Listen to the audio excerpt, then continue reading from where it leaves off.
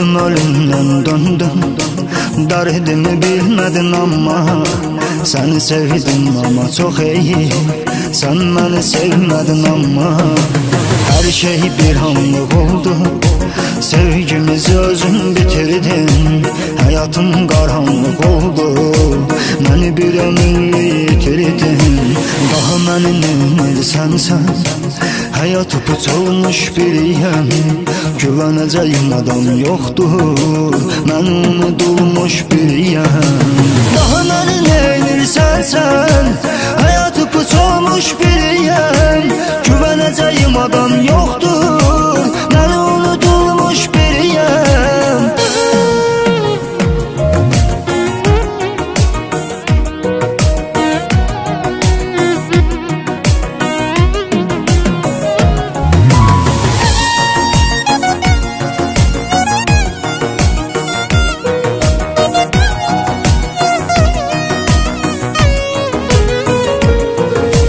Kalbimi kırdın zalim, ah sana mən neyləmişəm.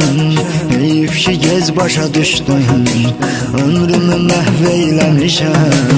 Bəlkə də məndən ayrı həyatın yenidən başlar. Sənə axı verməz alanlıq, gözümdən axan yaşlar. Daha məni neymirsən sən, hayat upuç olmuş biriyim, güveneceğim adam yoktur. Ben unutulmuş biriyim, daha beni neymirsen sen. Hayat upuç olmuş biriyim, güveneceğim adam yoktur. Ben unutulmuş biriyim.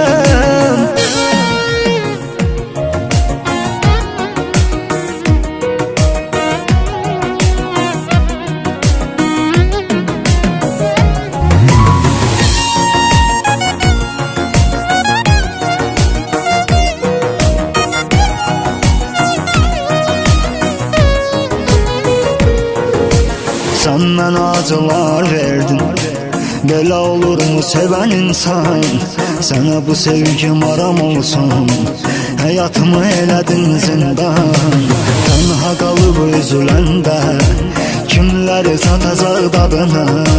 Rəsmlərimə baxacaqsan, mən onda düşəcəm yadına.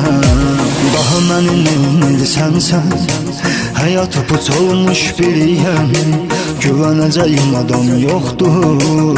Ben unutulmuş biriyim, daha beni neymirsen sen. Hayat upuç olmuş biriyim, güveneceğim adam yoktur.